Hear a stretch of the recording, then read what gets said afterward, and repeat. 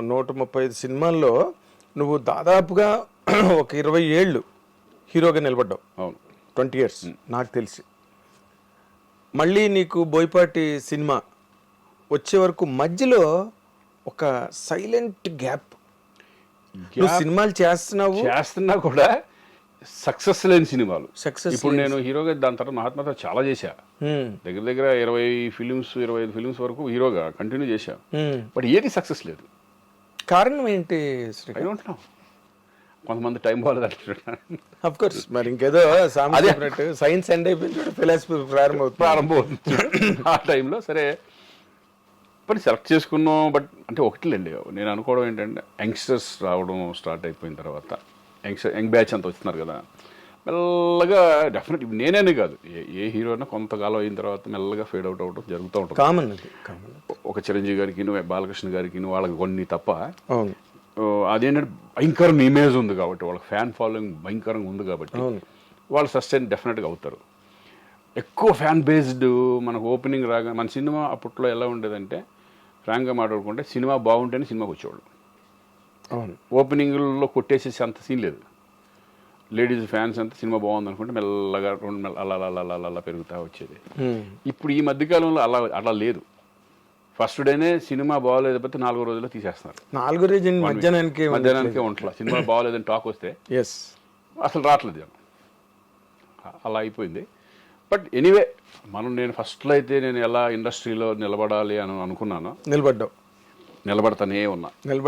ఏదో ఒక రూపంలో క్యారెక్టర్ అవనండి. ఇప్పుడు వచ్చిన మన ఈ మధ్య కోటబొమ్మాళి ఒక మెయిన్ లీడ్ క్యారెక్టర్గా ఈ టైంలో కోటబొమ్మాళి అనేది రావడం, నీకు అలాంటి క్యారెక్టర్ రావడం అసలు మార్వెలస్. ఆ పెర్ఫార్మెన్స్ కానీ నువ్వు ఎంత బాగా సూట్ అయ్యావంటే ఆ క్యారెక్టర్కి, అంటే పీపుల్ బిలీవ్డ్ యూ. ఒక సిన్సియర్ పోలీస్ ఆఫీసర్ అంటే నువ్వు ఇన్నాళ్ళు నిలబెట్టుకున్న ఒక రికార్డ్ ఏదైతే ఉందో, మంచివాడు శ్రీకాంత్, నిజాయితీ గలవాడు, ఫ్రాంక్ అన్న ఇమేజ్ ఉంది చూడు నీకు, అది బాగా ప్లస్ అయింది థియేటర్లో. వాసు వాళ్ళు కూడా అదే ఆలోచించారు. ఎందుకంటే ఈ క్యారెక్టర్ ఏంటంటే చాలా చాలా కష్టం ఈ క్యారెక్టర్ చేయడం తెలుగులో. అంటే ఆయన ఒరిజినల్ చూసుంటారు కదా, జోజు. ఆ క్యారెక్టర్ చేయడం చాలా కష్టం. అది అతని బాడీ లాంగ్వేజ్ చాలా డిఫరెంట్గా ఉంటుంది. అవును, పర్ఫార్మెన్స్ లెవెల్స్ కూడా చాలా న్యాచురల్గా, చాలా ఇంట్లో పక్కన చేసుకుంటే ఆ టైప్లో ఎమోషన్స్ అలా టచ్ చేస్తాడు.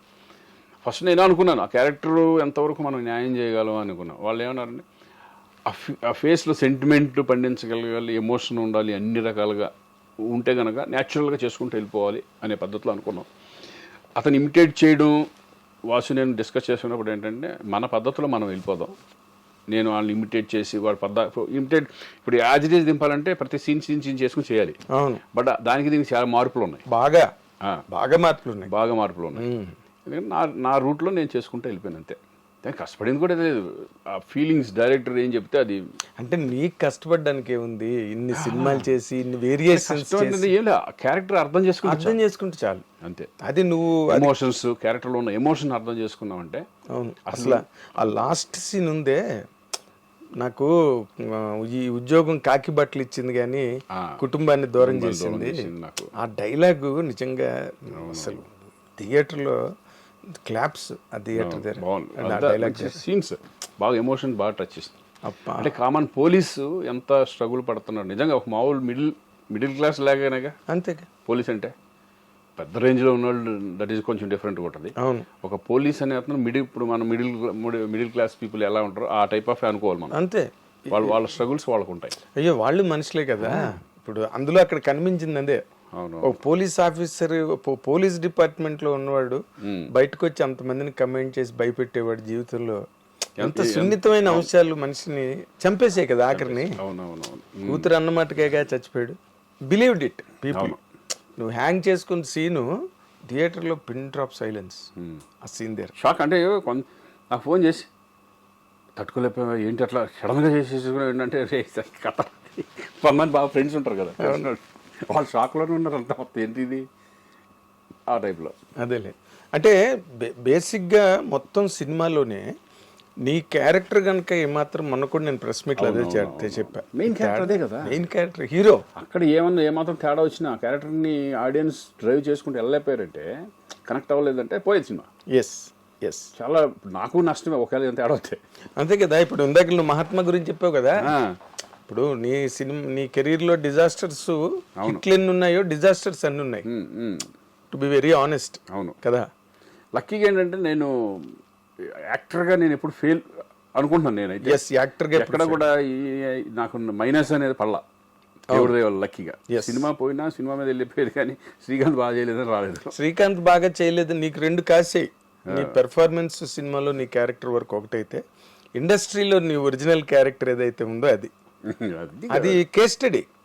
తర్వాత ఇప్పుడున్న జనరేషన్ వాళ్ళకి ఎట్లా మూవ్ అవ్వాలి, ఎట్లా మెయింటైన్ చేయాలి రిలేషన్స్, అవన్నీ సినిమా చూసే కాదు, అవి ఇంపార్టెంట్ చాలా. ఎందుకంటే ఇండస్ట్రీలో ఓన్లీ సక్సెస్ ఒకటే కాదు, సక్సెస్లు వస్తాయి, ఫెయిల్యూర్స్ వస్తాయి, కానీ మనిషిగా నిలబడాలి. ఎస్, ఒక హ్యూమనిటీ అనేది 100%. నేనే కదా, ఇప్పుడు మా పిల్లలు వచ్చినా ఎవరు వచ్చినా సరే వాళ్ళు చూసి మమ్మల్ని చూసి నేర్చుకుంటారు. That's what I'm saying. ఏంటి నాన్న ఏంటి అనేది వాళ్ళు అబ్జర్వ్ చేస్తూ ఉంటారు, మనం చెప్పక్కర్లా.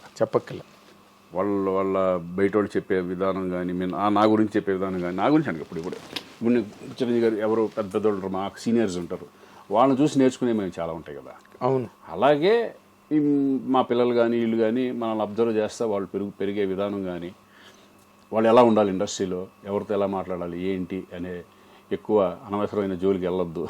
అవును. ఇటువంటి అవును, అవసరమైన పట్టించుకోవడానికే టైం సరిపోవట్లేదు. మళ్ళీ అనవసరమైన చూసాక మొన్న అనవసరమైన పట్టించుకుంటేనే ఏది అసోసియేషన్లో. అవును, అవి కొన్ని ఇంకా అంటే కొన్ని తెలియక మనం ఒక బై ఫోర్స్తోనో లేకపోతే ఇంట్రెస్ట్ లేకపోయినా మనం చేయడము కొన్ని జరుగుతూ ఉంటాయి, కొన్ని ఫోర్స్ మొహమాటంగా కొన్ని జరుగుతూ ఉంటాయి.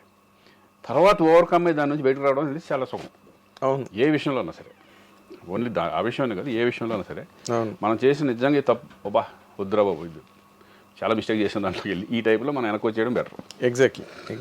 అంటే నేను నీకు జరిగిన ప్లస్ పాయింట్ ఇంకోటి అనుకుంటున్నా, అదేంటంటే నువ్వు ఊహన్ మ్యారేజ్ చేసుకోవడం, తను ఇండస్ట్రీ నుంచి వచ్చి ఇండస్ట్రీలో వ్యవహారాలు మనస్తత్వాలు అన్నీ తెలియడం, తన గైడెన్స్ ఉందా నీకు? అంటే గైడెన్స్ షేర్ చేసుకోవడం, మాట్లాడుకో. ఇప్పుడు నా మెంటాలిటీ నచ్చి తన మెంటాలిటీ నచ్చి మేము మ్యారేజ్ చేసుకున్నాం. బట్ ఏంటంటే సినిమాలో కథలు ఏంటానికంటే వాటికంటే తను అసలు ఏమి, అవును, తనకేం లేదు. ఒక్కటే ఏంటంటే నేను షూటింగ్ నుంచి వచ్చిన తర్వాత ఇంట్లో ప్రశాంతంగా ఉండాలి, అది ఇంట్లో ఉంది హ్యాపీ మనకి. అంటే ఎక్కువ వేరే వాటిలో ఇన్వాల్వ్మెంట్ కానీ వీటిలో కానీ సినిమా సంబంధించి అవన్నీ తనకి ఏమి ఉండదు. నాకు ఇంటికి రాగానే పీస్ఫుల్, తను అంతా పిల్లలు. ఓకే, నాకు టెన్షన్, నాకు అయితే కనుక పిల్లల గురించి టెన్షన్ లేదు, వాళ్ళ ఎడ్యుకేషన్ గురించి టెన్షన్ లేదు, మొత్తం అంతా తనే చూసుకో. హోమ్ డిపార్ట్మెంట్ మొత్తం తనకే, మొత్తం మనకు సంబంధం లేదు. నేను వచ్చానా నా సినిమాలు, నా ఫ్రెండ్స్, నా సరదాగా నేను తిరగడం అటు ఇటు హ్యాపీగా వెళ్ళిపోతా ఉంటాను. అదేలే, వీలైనప్పుడల్లా ఫ్యామిలీతో ట్రిప్స్. అదేలే, ఇది నా రెగ్యులర్ లైఫ్ స్టైల్. నా బేసిక్గా అంటే నువ్వు చిరంజీవి గారి అభిమానంతో, చిరంజీవి గారి ఇన్స్పిరేషన్తోనే సినిమా ఇండస్ట్రీకి వచ్చావు. ఆయన ప్రభావం నీ మీద ఎంతవరకు నీకు హెల్ప్ అయింది, లేకపోతే ఆయన దగ్గర నుంచి గైడెన్స్లో ఆయన క్లోజ్ అయ్యాక అవి ఏమైనా జరిగాయా శ్రీకాంత్? 100% జరిగింది. ఎందుకంటే నేను ఇండస్ట్రీకి రావడం, ఆయన సినిమాలు చూసిన తర్వాతే ఒక ఖైదీ దగ్గర నుంచి నేను స్టార్ట్ అయింది ఒక రకంగా ఈ సినిమా మీద పిచ్చి. అక్కడ నుంచి ఒక మా విలేజ్లో ఎలా ఉండదంటే కొంతమంది కృష్ణ గారు ఫ్యాను, కొంతమంది ఈ ఫ్యాను, కొంతమంది అట్లా. ఇప్పుడు నేను రాగానే నేను ఒక స్టార్ట్ చేసింది ఏంటంటే ఖైదీ తర్వాత చిరంజీవి గారి కొత్త క్లబ్ స్టార్ట్ అయింది. ఓకే, అలా డిస్కషన్లో ఏమైపోయిందంటే ఆ సినిమాల మీద బాగా మోజు పెరిగిపోయి రిలీజ్ సినిమాలకు వెళ్ళిపోవడం అటువంటివి జరుగుతూ ఉంటాయి. సరే, అదొక మ్యాటర్. ఆ ఇన్స్పిరేషన్తో ఇండస్ట్రీకి వచ్చేసిన తర్వాత అమ్మాయిని ఫస్ట్లో బిగినింగ్లో నేను తెలియదు కదా, తెలియదు. మా నాన్న చెప్పాడు ఒకరోజు షూటింగ్కి వెళ్ళి, ఫాదర్ ఎట్లా వచ్చి ఒక బుక్ తీసుకెళ్ళాను, అది వరకు అన్ని కటింగ్స్ ఉండేవి అనమాట. అది తీసుకొని చిరంజీవి గారు వెళ్ళి, ఇట్లా మా అబ్బాయి మామూలు ఫ్యాన్ కదండి మీది, మేము చిన్నప్పటి నుంచి ఎప్పుడు చూసిన సినిమాలు కూడా మీ సినిమాలు అని చెప్పి తర్వాత అప్పుడు కలిసి ఇట్లా అవును నాన్న చెప్పారు అంతా అది నువ్వు అంటే అది చాలా ఇది. అక్కడ నుంచి ర్యాపో పెరుగుతూ ఇది అవుతాం, ఒక తమ్ముళ్ళలాగా నన్ను బిహేవ్ చేసుకోవడం. నేను ఎప్పుడు నాకు ఇదే చేశారంటే మధ్యలో ఒక 7-8 సినిమాలు పెద్ద బ్యానర్లో సినిమాలు ఫ్లాప్లు, యావరేజ్లు ఫ్లాప్లు, అంటే సూపర్ హిట్లు లేవు. ఒక 7 సినిమాల వరకు ఓకే. వాళ్ళు డిప్రెషన్లోకి వెళ్ళి, అంటే అప్పటి వరకు సక్సెస్ చూసినాడు కదా, అవును కదా. సక్సెస్ చూసి చూసి చూసి సన్నగా ఏంటిది డౌన్ఫాల్ స్టార్ట్ అయిపోయింది, మొత్తం టప్పు పోతున్నాయి అన్ని పెద్ద పెద్ద బ్యానర్లు. మళ్ళీ ఓకే. ఏంటి ఇట్లా పోతుందని ఫుల్ డల్ అయిపోయాను, బాగా డిసప్పాయింట్ అయ్యాను. అన్నయ్య 3 నెలలు కలవకపోతే ఇప్పుడు కలిసేవాడు కదా, రెగ్యులర్ కలుస్తూ ఉండేవాడు. ఏంటి ఏమైపోయాడు శ్రీకాంత్ అని కౌరవ్ ఇచ్చారు, ఇట్లా అర్జెంట్గా శ్రీకాంత్ చిరంజీవి రమ్మంటున్నారని. అప్పుడు అన్నపూర్ణ స్టూడియోకి అక్కడ సార్ జరుగుతుంటే వెళ్ళా, ఆఫ్ చేసే షూటింగ్ 1 గంట లేటుగా వస్తానని చెప్పమన్నాడు అని చెప్పి రూమ్లో కూర్చొని ఏంటి అసలు నీ ప్రాబ్లం ఏంటి అని చెప్పుకుంటూ వచ్చా. ఇది ఇట్లా ఏం లేదన్నా, ఇట్లా వేస్ట్ ఇంకా ఇండస్ట్రీలో మనం వెళ్ళిపోదాం అనుకుంటున్నాను, అట్ట పోయిన పిచ్చోడా అని చెప్పి ఆయనకి జరిగిన ఇన్సిడెంట్లు కానీ ఆయనంత ముందు కానీ చాలా చెప్పుకుంటారు. మనం ఇండస్ట్రీలో రావడం వరకే. ఇప్పుడు నేను మెగాస్టార్ అయిపోతానని రాలా ఇక్కడికి. మన కష్టాన్ని నమ్ముకుని వచ్చాం, కష్టపడతానే వెళ్దాం, రూట్ అదే తీసుకెళ్తూ ఉంటుంది. ఎటన్నా తీసుకెళ్ళి నువ్వు ఇండస్ట్రీకి రావాలనుకున్నావు, వచ్చావు కదా. అవునన్నా. కానీ ఆయన చెప్పిన పాయింట్లు నేను తర్వాత ఆలోచించి నిజంగా అంటే సక్సెస్కి ఫెయిల్యూర్స్కి ఆ రోజు నుంచి నాకు స్పందన ఒక స్పందన. ఓకే. ఒక సక్సెస్ అయిందని పోయి సంకల్ప ఉద్దేశం నీకు లేదు, పొంగిపోవడం లేదు, కృంగిపోవడం లేదు. ఓకే, నవ్వుతా, హ్యాపీ లోపల. హ్యాపీ లేకుండా ఉండదుగా. అవును. సక్సెస్ అయినప్పుడు హ్యాపీగా ఉంటుంది. కరెక్ట్. ఫెయిల్ అయినప్పుడు ఏంటంటే చిన్న లోపల ఉంటుంది కానీ పించి ఉంటుంది కదా. Okay, this the part of life. మన లైఫ్లో మనం సక్సెస్ ఫెయిల్యూర్స్ మనం చాలా చూస్తూ ఉంటాం. లైఫ్ ఎప్పుడు ఒక రకంగా ఉండదు. ఈ రోజు ఒక రకంగా ఉంటే రేపు ఒక రకంగా ఉంటుంది, రేపు ఒక రకంగా ఉంటే ఇంకొక రకంగా ఉంటుంది. ఇది అలవాటు చేసేసుకున్నాను.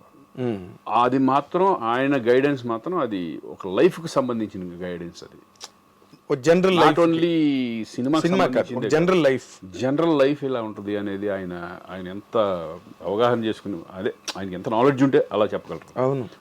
నన్ను ఆ రోజు నుంచి మార్చేసింది. ఏదన్నా సరే స్టబన్, అందుకనే హ్యాపీగా అసలు డిప్రెషన్ లేదు, తొక్కలేదు, ఏమీ లేదు.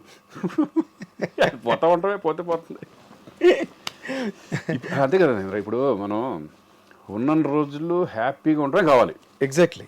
ఇప్పుడు మనం పోయిన తర్వాత 10 సంవత్సరాల తర్వాత ఎవడో గుర్తుపెట్టుకోడు. అవును. మన సినిమాలు ఏంటనేది తెలియదు. ఎస్. ఏదో ఉంటాయి, రామారావు గారు అలా ఒక లెజెండ్స్. అట్లీస్ట్ ఇండస్ట్రీలో నాకు ఒక పేజీ ఉంది, మనం ఇన్ని సినిమా చేసామని ఒక తృప్తి ఉంటుంది కదా. అవును. బతిక హ్యాపీగా బతకాలి అనేదే నా ఇది. అవును. ఇప్పుడు కృష్ణ గారు ఆయన సినిమా పోతే ముందు ఆయనే చెప్పేవారు, నా సినిమా ఫ్లాప్ అయ్యా అని. డైరెక్ట్గా పోయిందంటే ఇదంతా చెప్పాను అప్పుడే. ఆడో ఎన్ని ఎంత ఫ్రాంక్ అంటే అని. అంత మంచి పేరు, సూపర్ స్టార్ కృష్ణ గారి లాగా ఉండాలని ఎంతో మంది కోరుకుంటారు మనసు. అవును. తర్వాత ఇంకోటి ఆయన చేసిన ఎక్స్పెరిమెంట్లు కానీ సాహసాలు కానీ ఎవడి వల్ల కాదు. అలా చేసి కూడా మళ్ళీ ఇంకా ఆయన ఆ జనరల్ టెంపర్మెంట్ పోతే పోయింది అన్నట్టుగా ఉంటాడు తప్పితే దాని గురించి క్షణం కూడా ఆలోచించరు ఆయన. డేరింగ్ అండ్ డాషింగ్ హీరో అంటారు. Daring and dashing